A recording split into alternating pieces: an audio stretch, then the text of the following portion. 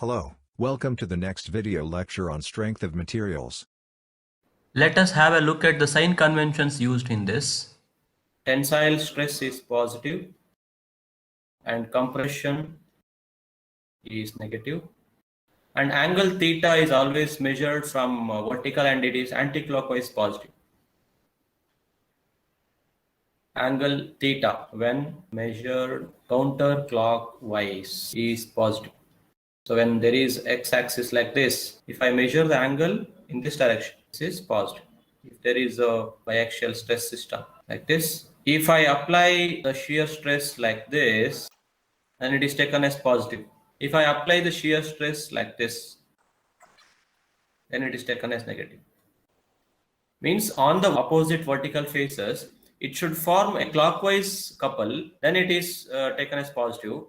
On the opposite vertical faces, if the shear forces form clockwise couple, then it is taken as negative. Okay, that's the convention used here. Now we will go to biaxial stress system or plane stress case. You are seeing an example on the right side. It is a bracket. It is fixed at holes by using some bolts or welding or something. And there is a blue color arrow which is subjected to a loading there. The thickness of the plate is very small compared to the planar dimension. So this is actually a biaxial stress system. If you take any small region here, element, and that element will be subjected to axial load like this and load like this, and there will be shear stress also like this.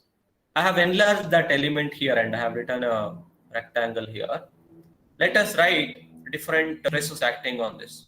So I will write this stress sigma x. If I take x-axis here in this direction, y-axis here, and there can be normal stress in the y direction also, like this. It is called sigma suffix y, normal stress in y direction. And there can be shear stress also. I will take positive system of shear stress according to our convention like this.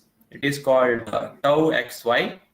Tau stands for shear stress and xy stands for the plane on which it is acting. So, and there is one more concept called theory of complementary shear. According to that theory, these two forces cannot exist like this because the shear forces, whatever I have shown now, it is forming a counterclockwise couple which is unbalanced.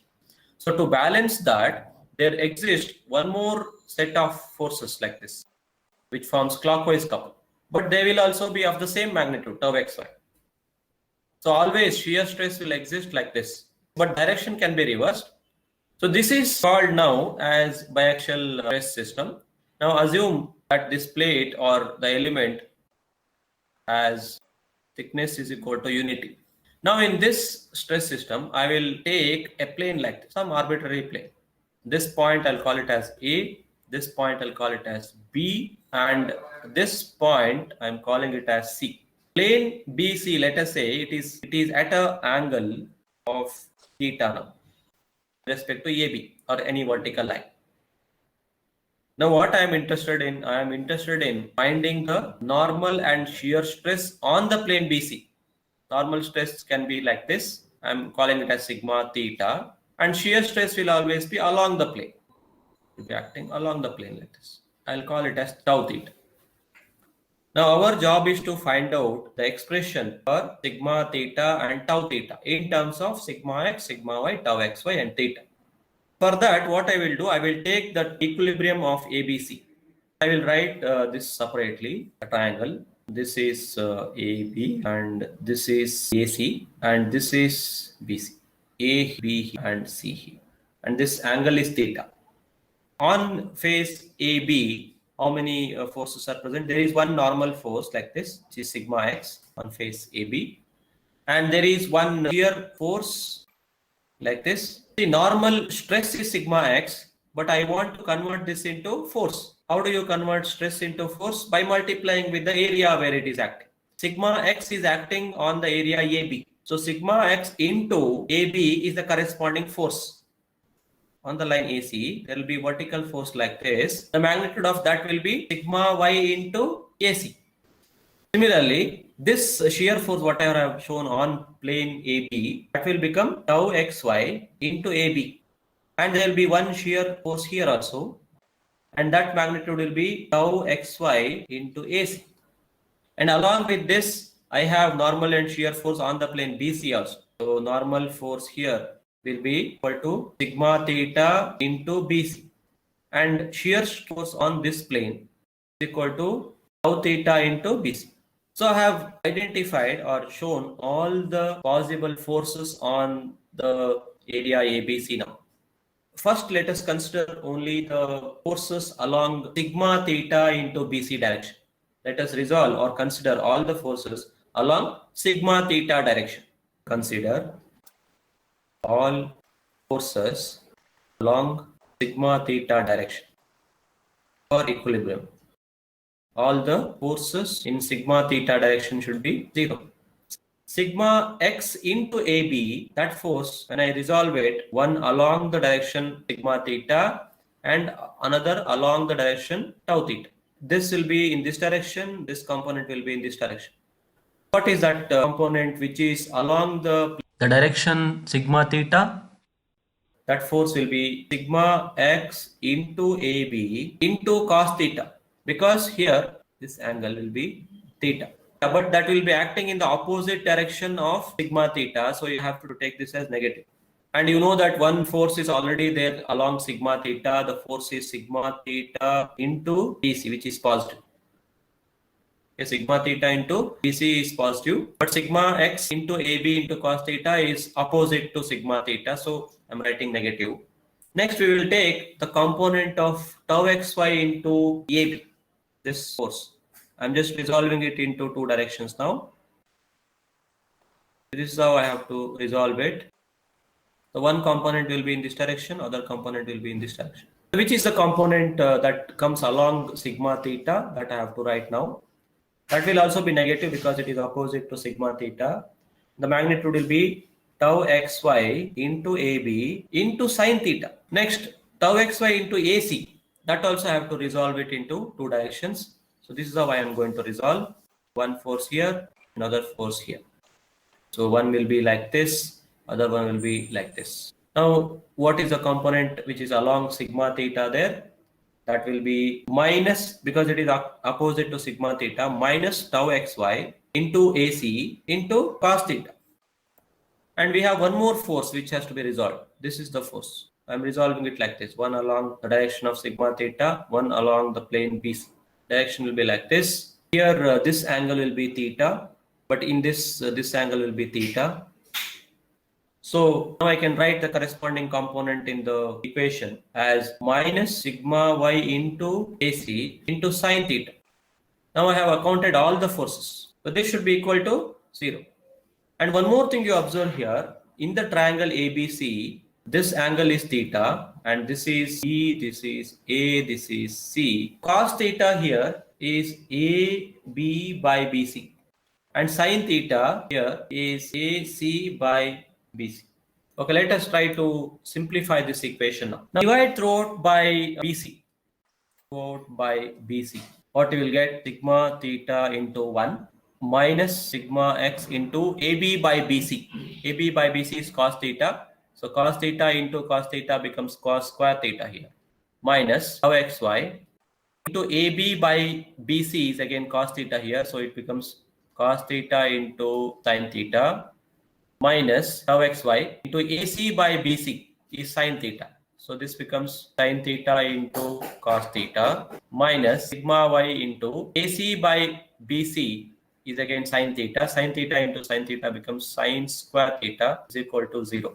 By keeping sigma theta on the left hand side and all other terms to the right hand side, it becomes sigma x cos square theta plus tau xy cos theta sin theta. Tau xy cos theta sin theta becomes 2 tau xy sin theta into cos theta plus sigma y into sin square theta. This is what I get. Now I can substitute for cos square theta 1 plus cos 2 theta by 2, and for sin square theta I'll substitute 1 minus cos 2 theta by 2, and 2 sin theta cos theta I can make it sin 2 theta. Sigma x into 1 plus cos 2 theta by 2 plus tau xy sin 2 theta plus sigma y into 1 minus cos 2 theta by 2. If I multiply sigma x inside, it becomes sigma x by 2 And here if I take sigma y by 2, I can combine them and write it as sigma x plus sigma y by 2. Sigma x into cos 2 theta by 2 minus sigma y into cos 2 theta by 2. There, if I take cos 2 theta outside, what I will get? Sigma x minus sigma y by 2 into cos 2 theta plus tau xy sin 2 theta. This is the final expression we want. This is the equation of normal stress on the plane BC in terms of applied stress sigma x, sigma y, tau xy and theta. Similarly, if I consider all the forces along the plane BC, then I can find out what is the expression for Tau theta also. Now I'll consider all the forces along tau theta direction.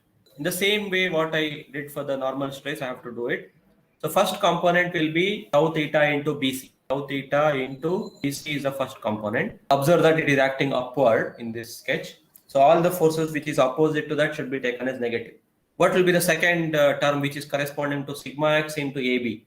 Sigma x into AB sin theta term will come, but that is acting along the direction of tau theta, so I have to take it as positive. So plus sigma x into AB sin theta, tau xy into AB, that force acting opposite to tau theta, I have to take it as negative. So minus tau xy into AB into cos theta.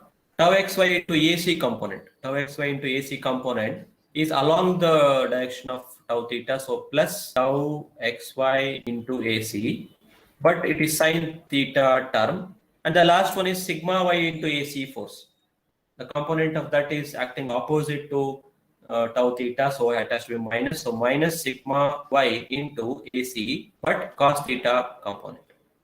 That should be equal to 0. So carefully you consider all the forces which are acting along tau theta direction. Now also you divide throughout by BC. You will get tau theta plus sigma x into AB by BC. AB by BC is cos theta. So it becomes into cos theta into sin theta minus tau xy into AB by BC again, cos theta here, because there is one more cos theta here, plus tau xy into AC by BC is sin theta, so it becomes sin square theta here, minus sigma y into AC by BC again sin theta, so it becomes sin theta cos theta is equal to 0. I will keep tau theta on the left hand side and send all others to the right hand side. So it becomes tau theta is equal to minus sigma x into sin 2 theta by 2 plus sigma y into sin 2 theta by 2 plus tau xy cos square theta minus tau xy sin square theta. Now we can substitute sin square theta as 1 minus cos 2 theta by 2 and cos square theta as 1 plus cos 2 theta by 2. Becomes minus sigma x into sin 2 theta by 2 plus sigma y. So here sin 2 theta by 2 can be taken as common. So if I do that, what happens is, if I take minus also outside, becomes sigma x plus sigma y by 2 into sin 2 theta. Right? I'm just combining first two terms. By taking sin 2 theta outside, I'm writing it like this. Plus tau xy into cos square theta, I will make it as 1 plus cos 2 theta by 2 minus tau xy into 1 minus cos 2 theta by 2. So this term I will keep it as it is, sigma x plus sigma y by 2 sin 2 theta, I'll keep it as it is. In the next two terms, tau xy by 2 minus tau xy by 2, first term will be cancelled straight away. And second term, I can write it as tau xy cos 2 theta by 2 plus tau xy cos 2 theta by 2 will become 2 into tau xy cos 2 theta by 2, and 2 will get cancelled. So it simply becomes tau xy cos 2 theta. Tau theta is equal to minus sigma x, there is minus here, sorry, it's minus tau theta minus sigma y by 2 sin 2 theta plus tau xy cos 2 theta.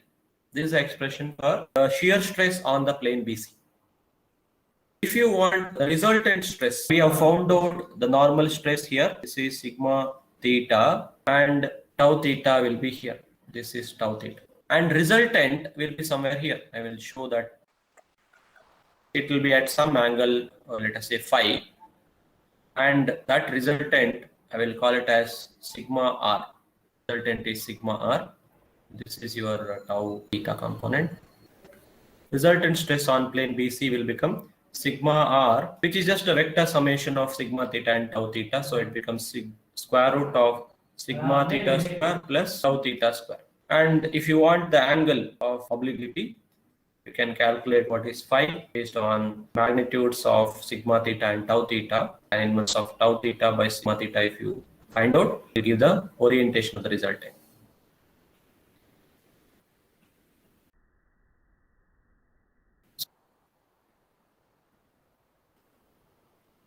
On any arbitrary plane, I can find out what is the normal stress and shear stress. If I know theta, this is theta, this is sigma theta, and this is tau theta. That means if I vary theta, I can get different values of sigma theta and tau theta. And there can be such theta value where plane will not have any shear stress at all. Just understand this. At some particular theta value, tau theta becomes 0 and sigma theta will become maximum. There will be two such planes in a two-dimensional system which are perpendicular to each other, where shear stress will not exist at all, only normal stresses are present. Those planes are called principal planes. Principal planes are the planes on which only normal stresses will act and no shear stress is present.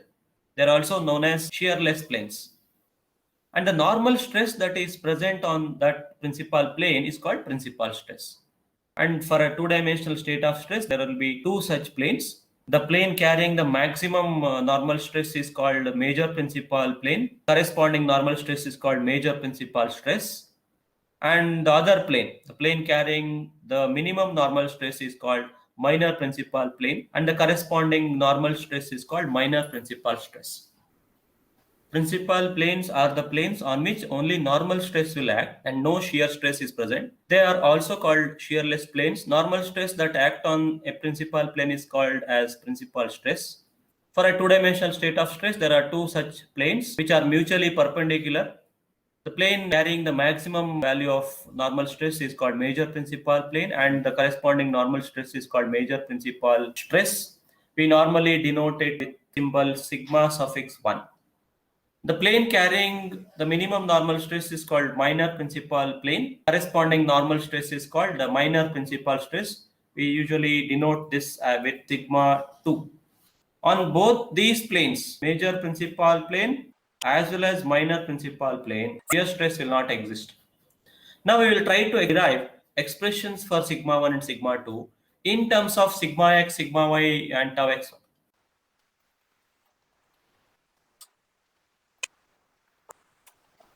We can derive the expression for principal stresses, and also we can find out on which orientation or on what theta they are present. Principal planes orientation also we can find out, for which we have to use the equation of tau theta. We know that shear stress on an arbitrary plane BC is tau theta is equal to minus sigma x minus sigma y by 2 sine 2 theta plus tau xy into cos 2 theta. But by definition, on principal plane, shear stress will not exist. That's how we define principal plane, right? So tau theta should be equated to 0. Whatever the result I get for theta, that itself is the orientation of the principal plane. This will give me minus sigma x minus sigma y by 2 sine 2 theta plus tau xy cos 2 theta. This should be equal to 0 for principal plane. Now I will divide throughout by cos 2 theta. What I will get? Sigma x minus sigma y by 2 sin 2 theta by cos 2 theta will become tan 2 theta plus cos 2 theta by cos 2 theta will become 1. So plus tau xy is equal to 0. From this, I can write tan 2 theta as 2 into tau xy divided by sigma x minus sigma y, or theta is equal to half tan inverse 2 tau xy divided by sigma x minus sigma y. So this is what? This is theta for a principal plane. Let us call it as theta 1. It is actually the angle corresponding to major principal plane. So we have to call it as theta 1. So this is how we got the orientation of the major principal plane. What will be the orientation of minor principal plane? We know that major principal plane and minor principal plane, they are mutually perpendicular. Okay, angle between them should be 90 degree. So theta 2 is equal to theta 1 plus 90 degree. This is the orientation of the minor principal plane. Now we can find out what is the value of major principal stress and what is the value of minor principal stress by substituting this theta 1 and theta 2 into the equation of normal stress on arbitrary plane. But before that, I can write a triangle here based on this tan theta. I can write a triangle like this. This angle is 2 theta 1. Since tan 2 theta 1 is 2 tau xy by sigma x minus sigma y, I have to write here 2 tau xy and here sigma x minus sigma y. I'm just writing this trigonometric expression on graphically, that's all. If this is so, what will be the length of this line? That will be equal to Square root of sigma x minus sigma y whole square plus 2 tau xy whole square, means 4 tau xy square. This triangle is drawn based on this equation. Tan 2 theta is equal to 2 tau xy by sigma x minus sigma y. Now, based on this triangle, I can write what is cos 2 theta 1 and sin 2 theta 1 from this triangle. Cos 2 theta 1 is what? Sigma x minus sigma y divided by root sigma x minus sigma y whole square plus 4 tau xy square. Similarly, I can write sin 2 theta 1 also. 2 into tau xy divided by square root of sigma x minus sigma y whole square plus 4 tau xy square. So this is what I get from tan 2 theta expression. Now we will try to find out what is sigma 1 and sigma 2, for which I need sigma theta expression. So we know normal stress on arbitrary plane BC is sigma theta is equal to sigma x plus sigma y by 2 plus sigma x minus sigma y by 2 cos 2 theta plus tau xy sin 2 theta. Now in this expression, if I substitute cos 2 theta 1 and sin 2 theta 1, I will be able to get sigma 1. So when I do that, theta is theta 1 for the major principal plane. Therefore, major principal stress sigma 1 can be written as sigma x plus sigma y by 2 plus sigma x minus sigma y by 2 cos 2 theta 1. Cos 2 theta 1 I have to substitute here, which is sigma x minus sigma y divided by square root of sigma x minus sigma y whole square plus 4 tau xy square plus tau xy into sin 2 theta 1. Sin 2 theta 1 is 2 into tau xy divided by square root of sigma x minus sigma y whole square plus 4 tau xy square. I will simplify this now. I will keep the first term as it is, sigma x plus sigma y by 2. This I will keep it as it is. Between the second and third term, I will take a common term now. Just observe. I am taking 1 divided by 2 root sigma x minus sigma y whole square plus 4 tau xy square. If I take this outside, inside it will be sigma x minus sigma y whole square. This will remain. And from the third term, it will be 2 into 2 because I have taken 2 outside. So it becomes 2 into 2, 4 tau xy square. Because already there is one tau xy here outside. Now you observe these two terms, you can further simplify this as sigma x plus sigma y by 2 plus, I will write it as half. See, root of sigma x minus sigma y whole square plus tau xy square can be cancelled with the term in the numerator. So I will be left with root sigma x minus sigma y whole square plus 4 tau xy square. Only this will remain. Or I can write this as sigma x plus sigma y by 2 plus, I will take this half inside. So it becomes sigma x minus sigma y by 2 whole square plus 4 by 4, it becomes 1 tau xy square. This is called equation for major principal stress.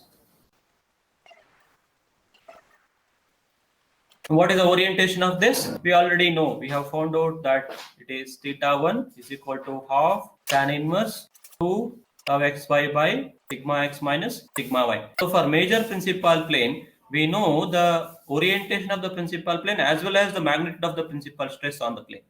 Now next we have to find out sigma 2 now. To find sigma 2, what we have to do, instead of theta 1, we have to substitute theta 2 now.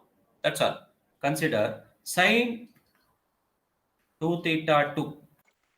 But theta 2 is what? Theta 2 is theta 1 plus 90 degree. That we know already. So let us substitute that here. Sine 2 times theta 2, I am writing it as theta 1 plus 90 degree. And this can be written as sine of 2 theta 1 plus 180 degree. 90 into 2 will become 180. And sine 180 plus theta is actually minus sine theta, right? So I can write this as minus sine 2 theta 1. Already sine 2 theta 1 is known to us. It is actually minus 2 tau xy divided by root of sigma x minus sigma y whole square plus 4 tau xy. Similarly, I can write cos 2 theta 2 is cos of 2 into theta 1 plus 90. This again cos of 2 theta 1 plus 180. So cos 180 plus theta is also minus cos theta. So minus cos 2 theta 1. So this can be written as minus of sigma x minus sigma y divided by root sigma x minus sigma y whole square plus 4 tau xy square. Now we can easily find out what is sigma 2. So for finding sigma 2, the normal stress on arbitrary plane BC is given by this expression. But for minor principal plane, theta is equal to theta 2. So minor principal stress sigma 2 is, it can be written as sigma x plus sigma y by 2 first term. Second term will be sigma x minus sigma y by 2 into cos 2 theta 2, which is minus sigma x minus sigma y divided by root of sigma x minus sigma y whole square plus 4 tau xy square plus tau xy into sine 2 theta 2. Sine 2 theta 2 is what? Minus 2 tau xy divided by square root of sigma x minus sigma y whole square plus 4 tau xy square. Now we have to simplify this. Like what I did in the previous case, I will keep first term as it is divided by 2 plus I will take the same term outside. 1 divided by 2 root sigma x minus sigma y whole square plus 4 tau xy square. This term I will keep it outside. And inside, whatever will remain, I will write as it is. This becomes minus sigma x minus sigma y whole square. The second term becomes minus 4 times tau xy square. This is what remains. Now you can further simplify this as sigma x plus sigma y by 2 minus, see both are minus here, so I can take it as minus here, half root sigma x minus sigma y whole square plus 4 tau xy square, or I can write it as sigma x plus sigma y by 2 minus, I will take this half inside, that becomes root sigma x minus sigma y by 2 whole square plus tau xy square. This is the expression for sigma 2. Minor principal stress. And we also know that minor principal plane will be inclined at theta 2, which is theta 1 plus 90 degree. If you observe these two equations, the only change is the sign, plus and minus. So we can combine these equations as sigma 1 comma 2 is equal to sigma x plus sigma y by 2 plus or minus root of sigma x minus sigma y by 2 whole square plus tau xy square. Here, if you want sigma 1 positive sign, if you want sigma 2 negative sign. That way you can easily remember the expression for sigma 1 and sigma 2. This is our two-dimensional system. We said there can be planes on which shear stress can become zero, and we call them as principal planes. There will be two such planes which are mutually perpendicular. But there can be planes on which shear stress can become maximum, and they are also of importance for us when we discuss about shear stress theory of failure. So now we'll try to write or derive the expression for maximum shear stress. Expression for maximum shear stress. We already know tau theta, shear stress on an arbitrary plane, which is inclined at theta degree to vertical. We already know the expression as minus sigma x minus sigma y by 2 sine 2 theta plus tau xy cos 2 theta. This is the expression in terms of theta. I am interested in finding the maximum shear stress. So to find maximum shear stress, I can differentiate this tau theta with respect to theta and equate it to 0, right? Because it's a function of theta. I will differentiate this equation partially with respect to theta. I will get minus sigma x minus sigma y by 2 into differentiation of sine 2 theta is 2 cos 2 theta. And the differentiation of second term plus tau xy into cos 2 theta differentiation is minus 2 sine 2 theta is equal to 0. Now divide throughout by cos 2 theta. This will give you minus sigma x minus sigma y by 2 into 2 minus 2 tau xy into tan 2 theta is equal to 0. Or from this I can always find out what is tan 2 theta. Tan 2 theta is equal to, one of them will become minus, so minus sigma x minus sigma y by 2 tau xy, or theta is equal to half tan inverse minus sigma x minus sigma y by 2 tau xy. This is the expression for the orientation of maximum shear stress plane. There will be two planes for shear stress also, but on both planes stresses will be same, so we don't write it as theta 1 and theta 2. Actually you can write it as theta tau max 2 is equal to theta tau max 1 plus 90 degree. Just like two principal planes, there will be two planes on which maximum shear stress occurs. Magnitude will be equal there. But this tan 2 theta, if you observe this equation, if you observe and write a triangle for that, this angle is 2 theta. This side I'll take it as minus sigma x minus sigma y, and this side as 2 tau xy, and hence this side becomes sigma x minus sigma y whole square plus 4 tau xy square. So I can write what is sine 2 theta 1. I can write it as minus of sigma x minus sigma y divided by square root sigma x minus sigma y whole square plus 4 tau xy square. This is sine 2 theta tau max 1. Similarly, cos 2 theta tau max 1 can be written as 2 into tau xy divided by root sigma x minus sigma y whole square plus 4 tau xy square. We want to find out what is the magnitude of maximum shear stress on that plane, for which again we have to use tau theta expression. For maximum shear stress, theta should be substituted as theta tau max 1.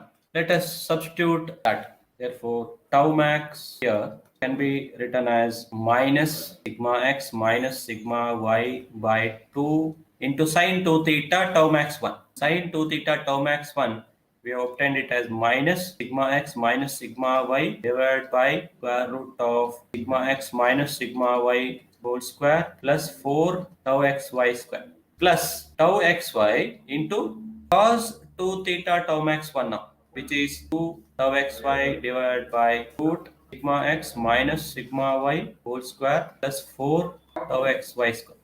Now let us simplify this. This can be written as, I will take this term outside, 2 root sigma x minus sigma y whole square plus 4 tau xy square if I take outside. Inside remain with sigma x minus sigma y square, minus into minus becomes plus there, plus 4 tau xy square. Or I can write this as half root sigma x minus sigma y whole square plus 4 tau xy square. If I take this half also inside the root, becomes sigma x minus sigma y by 2 whole square plus tau xy square. This is the equation for tau max.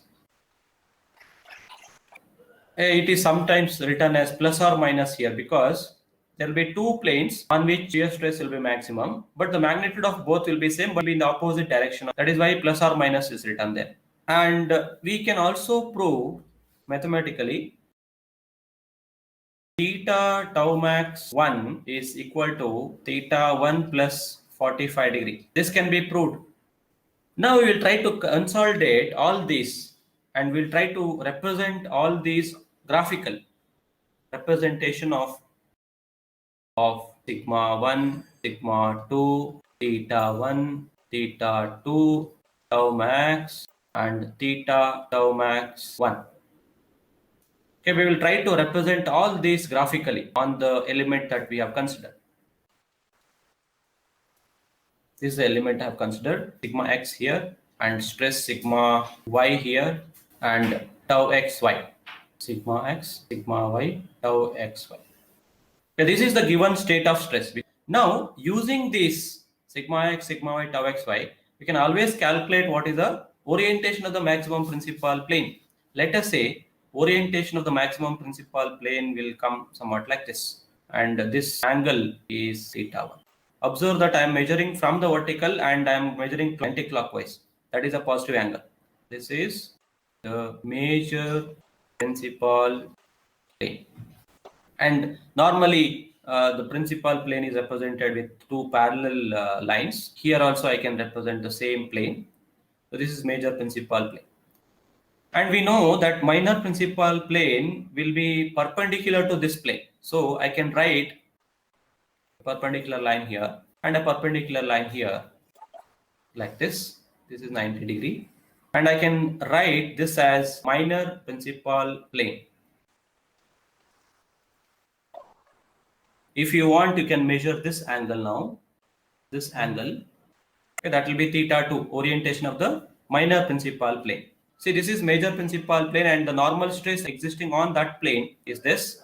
This is sigma 1 and opposite also there will be sigma 1 here. And this is minor principal plane on which normal stress is sigma 2. This is sigma 2 and on opposite face also there will be sigma 2. So we have represented normal stress on the major principal plane and minor principal plane and the orientation also. Now we'll try to represent tau max. Tau max orientation will be somewhere here. And this angle from the vertical is what? Theta tau max 1. Okay, that is the maximum shear stress plane. And maximum shear stress plane also, it will not be a single plane. It will be a combination of planes like this. The system of maximum shear stress will be acting like this, and these are the maximum shear stress planes. There are 4 planes. There are 4 planes, and on this there will be shear stress acting like this. Like this. That is the maximum shear stress plane. And we can prove that this angle is 45 degree. That's what I told. This angle will be 45 degree. So we have represented all the stresses that we obtained graphically like this. You remember, let us say a plane is specified here with the inclination from this angle, like this, theta. Remember, this angle is theta. It is measured from vertical and anti-clockwise measurement, so it is a positive angle. And this theta is equal to this angle also. This is also positive anti-clockwise measurement theta. When we know sigma 1 and sigma 2, I will just bring the equations for sigma 1, sigma 2. And we'll try to find out what is the relationship between sigma 1, sigma 2 and tau max. Let us consider, if you consider this sigma 1 minus sigma 2, what will happen? If I write sigma 1 plus sigma 1, I'm writing now, plus Square root of sigma x minus sigma y by 2 whole square plus tau xy square. Minus, I will write sigma 2 now. Sigma 2 is minus root sigma x minus sigma y by 2 whole square plus tau xy square. Now observe this term and this term can be cancelled and it becomes 2 times root sigma x minus sigma y by 2 whole square plus tau xy square. This is sigma 1 minus sigma 2. And if you recall the expression for tau max, it is nothing but 2 into tau max. So sigma 1 minus sigma 2 is equal to 2 into tau max. So tau max is actually sigma 1 minus sigma 2 by 2. This is also an important relation.